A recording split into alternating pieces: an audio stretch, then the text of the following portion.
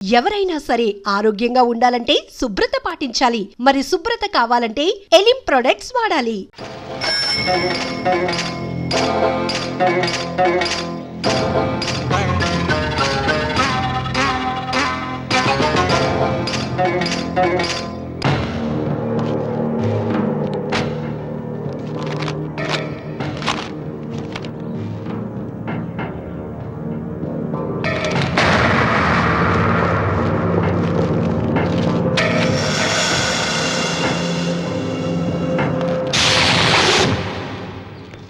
రామన్న చౌదరి,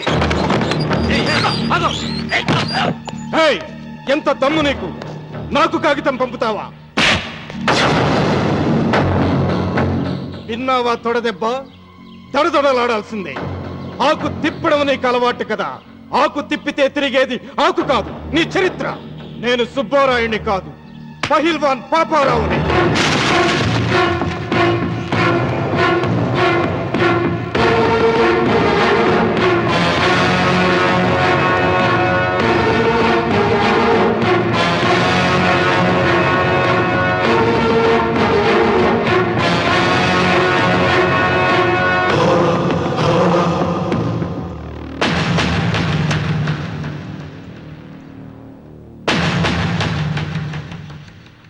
అది నా జోలికి వస్తే ఎముకలు విరిగిపోతాయని అర్థం చేసుకున్నావన్నమాట.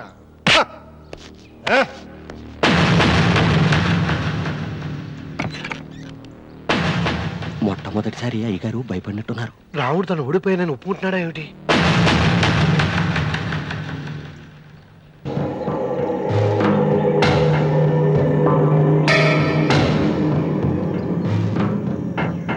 నిన్న నువ్వు వాళ్ళ ఇంటికి పోయి తొడగొట్టి సవాల్ చేసినప్పుడే నోరు మెదపనోడు ఇలా కారు కదుపుతాడా? రాడన్నా నమ్మకం. వస్తే బాగుండు. నా కండలకి యమ దురదగా ఉంది. రామన్న చౌదరి బాడీ మీద అరగ తీసుకోవాలని ఉంది.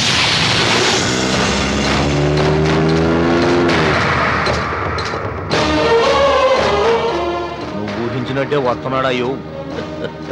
అని ఏం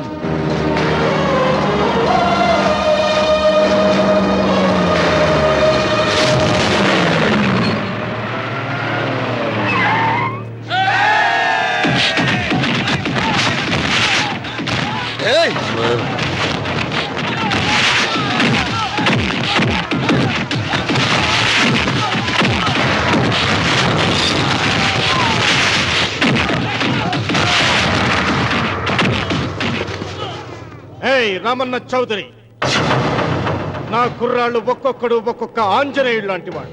చూసావా నీ వాళ్ళని ఎలా చెడుగుడు ఆడించానో? రావద్దని చెప్పినా వచ్చినందుకు నీకు శిక్ష పడాలిగా. వచ్చి నా కాళ్ళు పట్టుకొని తప్పైందని అడుక్కోవాలి.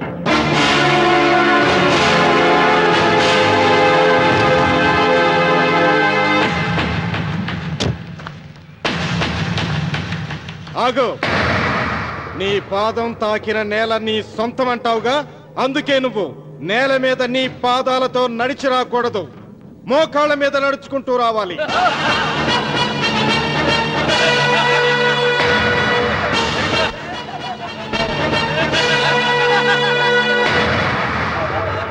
కానీ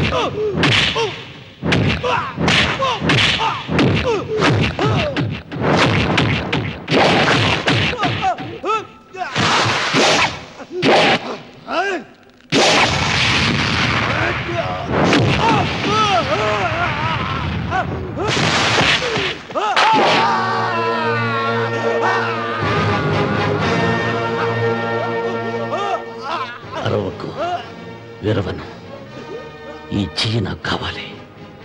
దస్తావేజుల మీద సంతకం పెట్టాలి కదా. అన్వర్,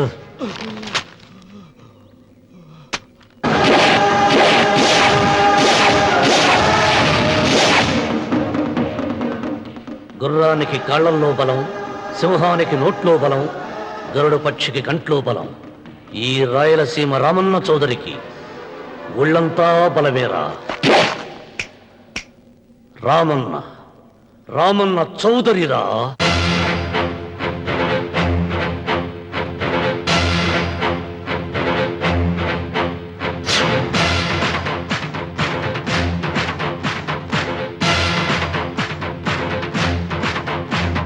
సింగంలా గర్జించి కనుబొమ్మ విరిచి తల విదిలించాడా.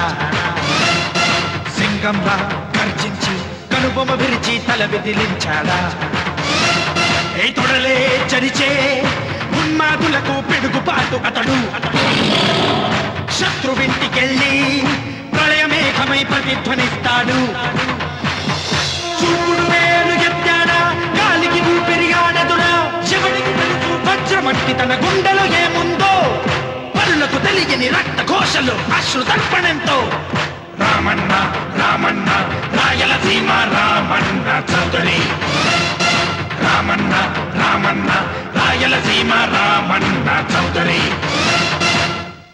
వెంకన్న ఎప్పుడూ గెలవని మనిషి. ఒక్కసారైనా గెలిస్తే బాగుండు అని జాలి చూపిస్తారు కొందరు కాదు. ఎప్పుడూ గెలిచే మనిషి.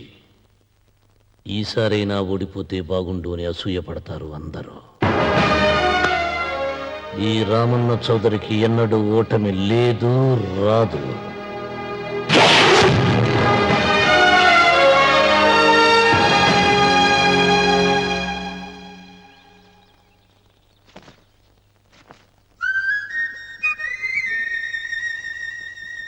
ఏంటమ్మాయి గారు ఆలోచిస్తున్నారు? ఆ రోజు పనివాళ్ళ వచ్చాడే, అతని మొహంలో నాకు రాజకళ కనిపిస్తోంది. మరి నా కోసం వచ్చిన అతను? నాకెందుకో అతను యజమానేనా అని సందేహంగా ఉంది. ఏమండి, బాగా డబ్బున పిల్ల నాకు పెళ్ళంగా రాబోతుందని కుళ్ళిపోకండి. కుళ్ళు కాదురా, నీకు నచ్చిన పిల్ల మాట్లాడే మాటలు వింటుంటే ఖచ్చితంగా పరిపిల్లి అనిపిస్తుందిరా. పనివాడిలాగా మాట్లాడితే ఏంటి?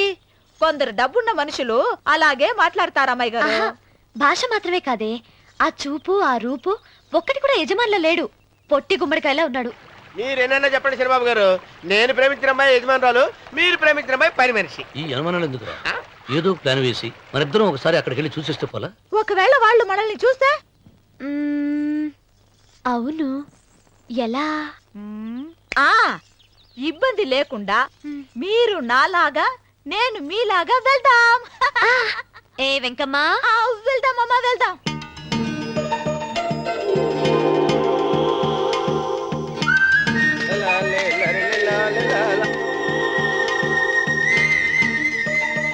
చంద్రబాబు గారు, చంద్రబాబు గారు, అయ్యో బాబోయ్, చంద్రబాబు గారు కొంపలు మురిగిపోయారండి.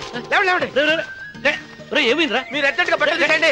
నా బట్టలు తీసేస్తారు. నా బట్టలు కూడా తీయమంటున్నావు, నీ బట్టలు కూడా తీస్తున్నావు. నీకేమైనా మతిపోయిందా? మర్చిపోవటం కదా ఏం మగడ. మన పెళ్లి చూపులకి వెళ్ళి కొమ్మలితో అమలుపు దాకా వచ్చారు. ఆ పిల్ల నన్ను చూసిందంటే నా పెళ్లి అయిపోద్ది. నా బట్టలు నువ్వు తీసుకొని నీ బట్టలు నాకు ఇచ్చేయి. నేను నీకు ఎప్పుడు పనుడిగా నటించడం నా పని. నేను ఎప్పుడు రా? నువ్వు పనుడు అని తెలిసి ఆ అమ్మాయి నిన్ను ప్రేమించింది. యజమాని అని తెలిస్తే చచ్చినా ప్రేమించదు. నా మాట వినండి బాబు, నీకు దండం పెడతాను. వెప్పను అయితే ఇంకాగేమిటి వెళ్ళు. అయితే విప్పుతా, నువ్వు విప్పు. ఇప్పు. అరే ఎరకమ్మాయి, నిన్న నాదే, నేడు నాదే, రేపు నాదే, ఎల్లుండి కూడా నాదేలే. ఏట్రా కళ్ళు కనపట్టలేదా? పంపెక్కిందా? చంపేస్తాను. కరెక్టే. అన్నవరం ఏంటి ఈడ్చేవాడి గడం పక్క కొట్టేవాడి కుడి పక్క ఉండకూడదంటారు. నరుక్కుతా వెళ్ళిపోతున్నారు.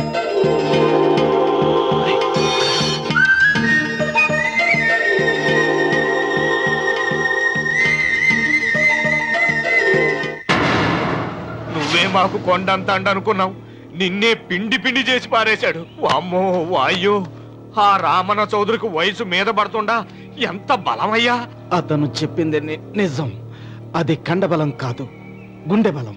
నువ్వే ఇట్ట అయిపోతే ఇక మన సాంబశివరావు ఊరు వదిలిపెట్టి వెళ్ళిపోవాల్సిందేనా? నువ్వు గుండెను అతను కండను నమ్ముకున్నారు, కానీ నేను తెలివిని నమ్ముకున్నా. వెంకన్న, అలెగ్జాండర్ దండయాత్ర భారతదేశంలో అడుగుపెట్టగానే ఆగిపోయింది. ఈ రామన్న చౌదరి దండయాత్ర ఆ సాంబశివరావు పొలంలో అడుగు పెట్టగానే పూర్తవుతుంది. రేపే అందరిని పంపుతా. వద్దురా రావుడు, రేపే మహాశివరాత్రి. జటాధార స్వామి వారు వస్తారు. మీ తాతల కాలం నుంచి మీ ఇంటి ముందున్న శివలింగానికి పూజలు జరిపిస్తున్నారు. నువ్వెప్పుడో చూసావు. రేపు ఒక్కరోజు ఇంట్లో ఉండరా. మనకు వయసు పెరిగి తేజస్సు తరిగిపోతుంది. ఆయనకి రోజు రోజుకి వయసు తరిగి తేజస్సు పెరిగిపోతుంది. చచ్చే, జనానికి పిచ్చిపట్టి గడ్డాలు పెంచిన వాళ్ళ కళ్ళ మీద అడ్డంగా పడుతుంది. రే వెంకన్న, ఒకప్పుడు ఈ దేశంలో 3 దేవుళ్ళు 3 కోట్ల మంది మహానుభావులు ఉండేవాడు, అంటే మానవత్వం ఉన్నవాడు. కానీ ఇప్పుడు దేవుళ్ళు లేరు, మహానుభావులు లేరు. ఈ స్వాములు మిమ్మల్ని మాయ చేయగలరు గాని నన్నేమీ చేయలేరు.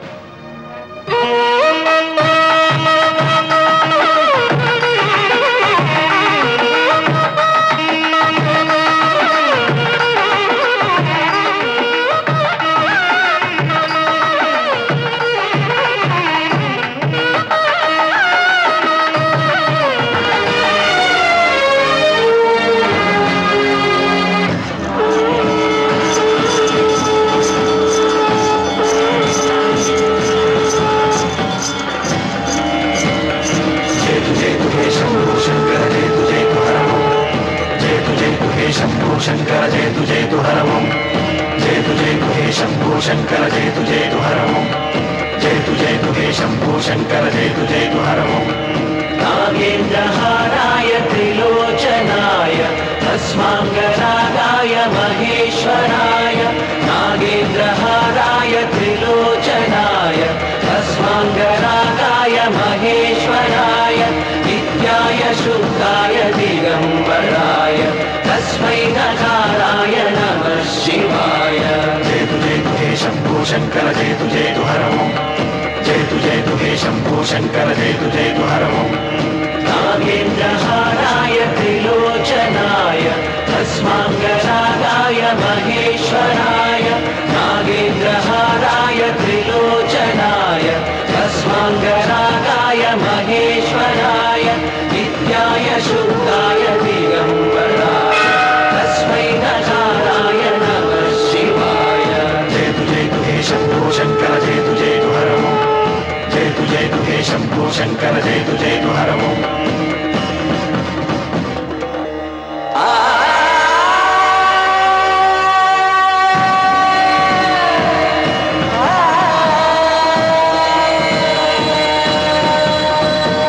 జయతు జయతు హే శంభో శంకర జయతు జయతు హరమో. జయతు జయతు హే శంభో శంకర జయతు జయతు హరమో. ఆయన ఏదో చెప్పాలని చూశారు, చెప్పకుండానే వెళ్ళిపోయారు. ఇన్ని సంవత్సరాలుగా స్వామి శివుని తప్ప మానవుడిని కంటితో చూడలేదు. ఆయన మొట్టమొదటిసారిగా మీ కుటుంబం వంక చూశాడు. ఆ చూపుకు అర్థం ఏమిటో నాకు తెలియటం లేదు. నాకెందుకో భయం వేస్తోందమ్మా.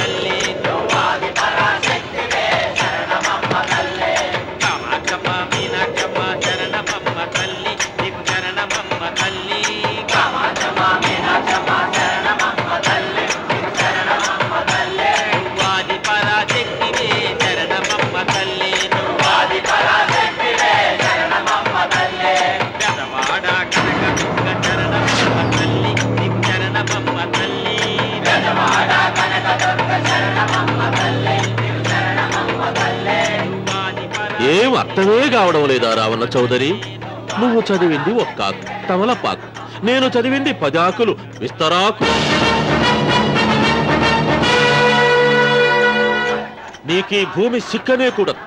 సిక్కకుంటే నువ్వేం చేస్తావో నాకు తెలుసు. సుబ్బారాయుడికి చూపినట్టు తాళిబొట్టు చూపించి గబ్బు లేపుతావు, లేకుంటే ఫైల్ వానకు చేసినట్టు ఎముకల్లోకి సున్నం లేకుండా పిండి లేపుతావు. అదానికి నేనే ముందుగా కొట్టిన గాయం ఏడ ఉందో తెలియని కవుకు దెబ్బ. 30 ఎకరాల భూమి నిత్యాన్నదానం కోసం అమ్మవారి దేవళానికి రాసేసిన ఈ దేశంలో నేను పోయేదానికి యాకోర్టు లేదు. అదానికి దేవుని కోర్టుకు రాసినా నువ్వు వాటికి రాలేవు. నా 30 ఎకరాలు నాకు దక్కకున్నా పర్వాలేదు, నీకు దక్కకూడదు. నా పొలం ఆక్రమించుకుందామన్న అహంతో పొగురుతో ఇంటికొచ్చినావు. తల దించుకొని తిరిగి దారి పట్టాను. నీకీ భూమిలో చారుడు మట్టి గుడక దొరకదు రావణ చౌదరి. కావాలనుకుంటే గుప్పెడు బుద్ధ దొరుకుతాది. అది గుడక వాళ్ళ మధ్యలో కూర్చొని తింటే చెట్లుండోది నా దెబ్బ.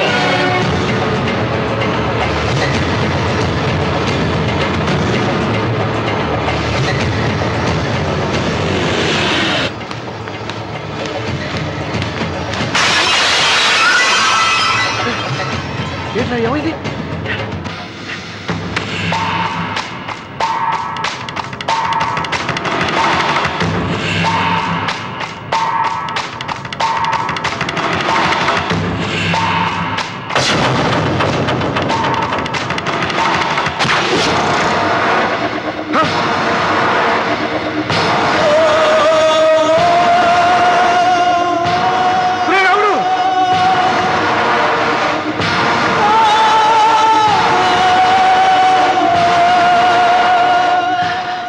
ఒంట్లో ఇంకా రక్తం ఉండగానే, ఈ ఊపిరి ఇంకా పీలుస్తూ ఉండగానే, ఈ గుండె ఇంకా కొట్టుకుంటూ ఉండగానే ఓటమి నా వీపు తట్టింది.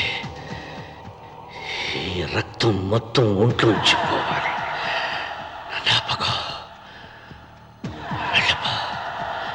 వెళ్ళిపో.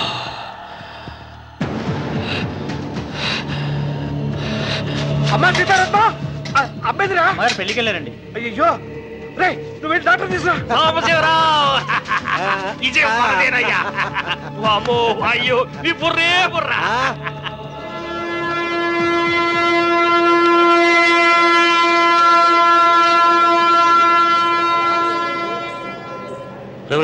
ఏంట్రా కింద పడింది తింటున్నావు?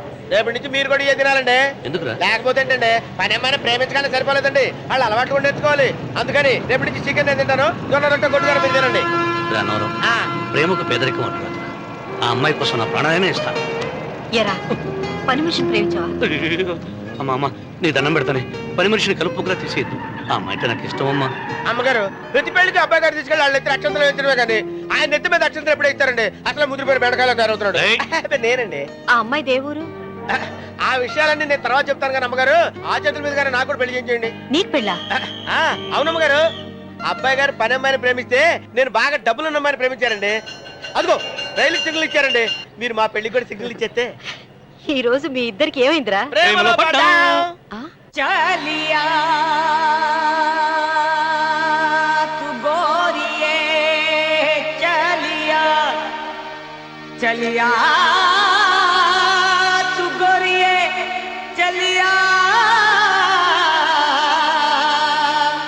తు చలియా. రండి.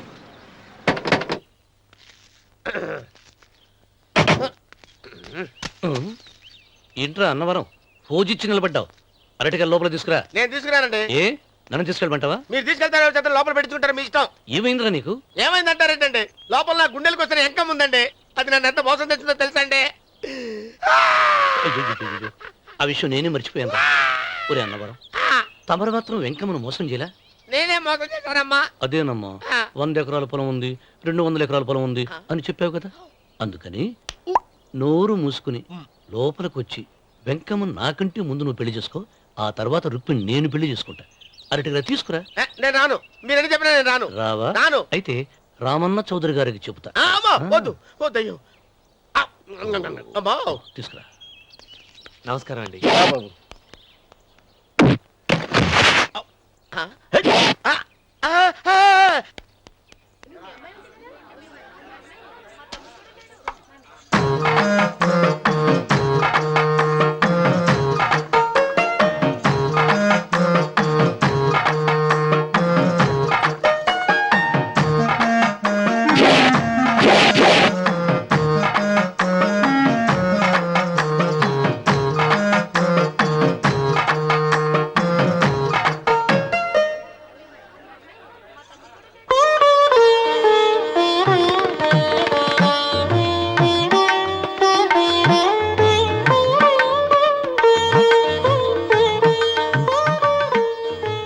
పంతులు గారు ఇప్పటికే ఆలస్యమైంది, త్వరగా జాతకాలు చూసి లగ్న పత్రికలు రాయించండి. నేను అదే కంగారు పడుతున్నానండి. ఇప్పటికే ఆలస్యం అయిపోయింది, మంచి ముహూర్తం దాటిపోతుందేమోనని. మీరు మాత్రం ఏం చేస్తారండి? మీ ఊరు నుంచి బయలుదేరి రావాలంటే ఒకవైపు కొండ, ఇంకోవైపు చెరువు, మధ్యలో ఆలయం. ఆలయం లేకపోతే సమయానికి వచ్చి ఉండేవాళ్ళుగా. గాయం ఏడముందో తెలియని కవుకు తెప్ప 30 ఎకరాల భూమి నిత్యాన్నదానం కోసం అమ్మవారి దేవుడానికి రాసేసిన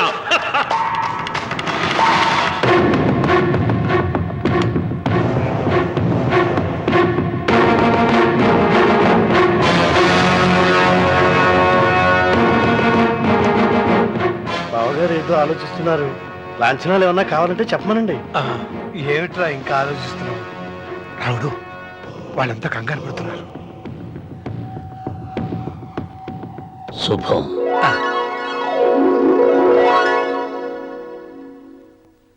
ఏం మాట్లాడుతున్నారు రావణ చౌదరి గారు? ఆలయం కూలగొట్టించి రొట్టేయించాలనా? ఇన్ని సంవత్సరాలుగా మన గ్రామం కుగ్రామంగా మిగిలిపోవటానికి రహదారి సదుపాయం లేకపోవడమే కారణం. ఇదిగో 6 మైళ్ళ పొడవున రోడ్డు వేయించడానికి ప్లాను సిద్ధం చేశాను.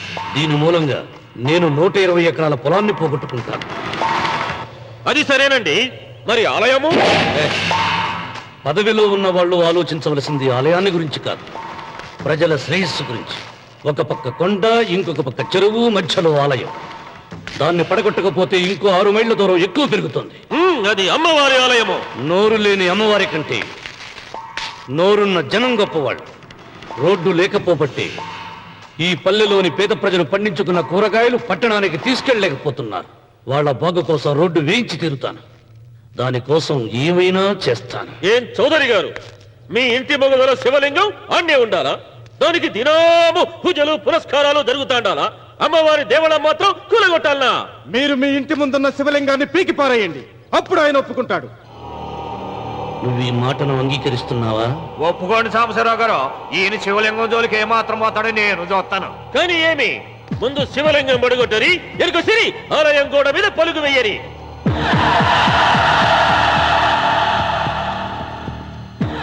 ముందుకేసిన అడుగు వెనక్కి తీసి అలవాటు ఈ రామన్నకు లేదు. నేను మడమ తిప్పను. మీరు మాట తప్పితే మరణహోమమే.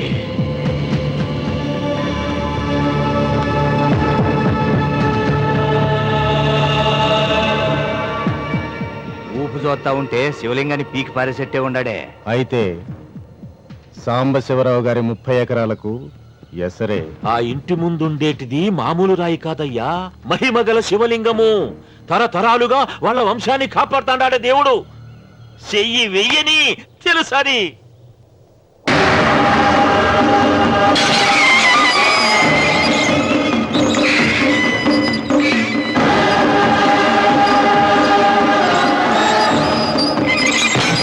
త్వరగా పైన అయ్యగారు వీధి గుమ్మం నుంచి వస్తున్నారమ్మా. వీధి గుమ్మం నుంచి వస్తున్నారు.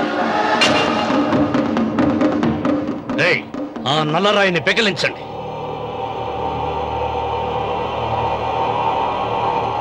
ఓ, మీరందరూ హిందువులు. మీకు కళ్ళు పోతాయి, మీ జీవితాలు కుళ్ళిపోతాయి అన్నారు. అయ్యా, ముస్లిం అయినా హిందూ అయినా దేవుడు దేవుడే. నేను ఈ పాపం చేయలేను. పాపం? దేవుడి ముందు చేతులు కట్టుకుని నిలబడటమే శాపం రా. నేనే పెకలిస్తాను.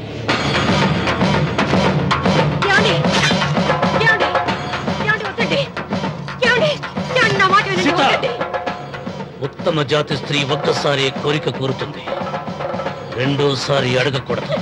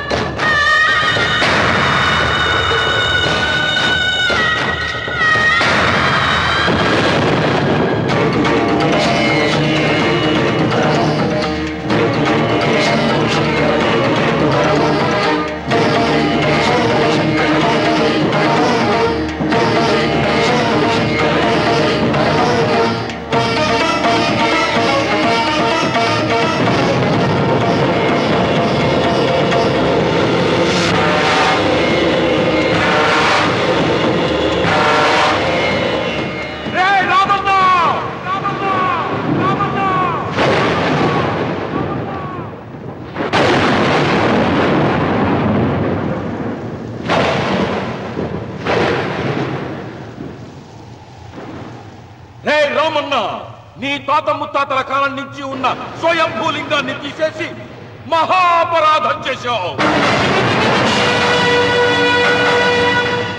ఏ ఈశ్వరుడు నీ కుటుంబాన్ని వంశాన్ని 3 కళ్ళతో చల్లగా చూస్తున్నాడో ఆ శివుడికి నువ్వు కోపం తెప్పించావు.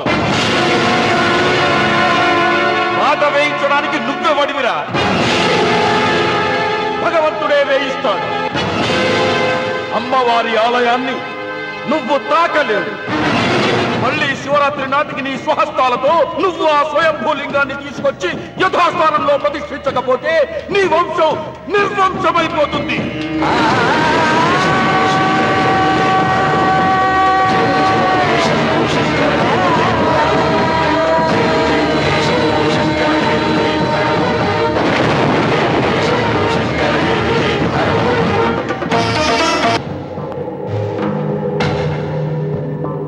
శివలింగాన్ని మీకు చెరులో మారేశాడు. ఇంకా గుడి మీద కూడా వస్తాడు.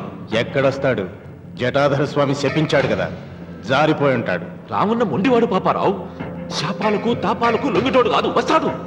అతను వచ్చే లోపే పొలం ఆక్రమించుకోకుండా దేవళం కూలగొట్టకుండా ఏదో ఆలోచించాలా.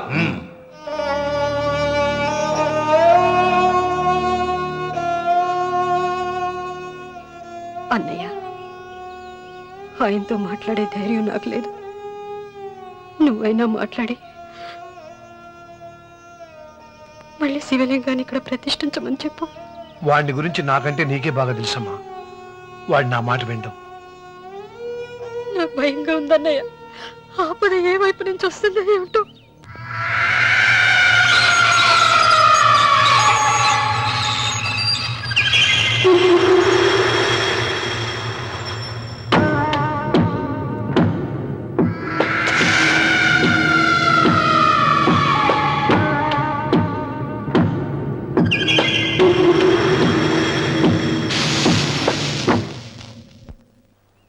వాడని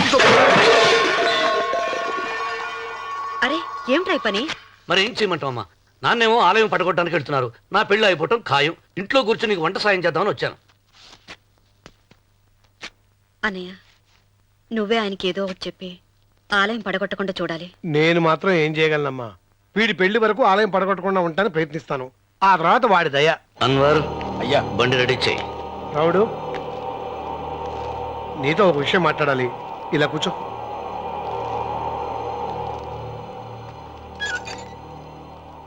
ఆలయం విషయంలో నీ పంత మానుకోవా? నిన్న జరిగింది మరచిపోను, నేడు జరగాల్సింది వాయిదా వేయను, రేపు జరగబోయేదాన్ని గురించి ఆలోచించను.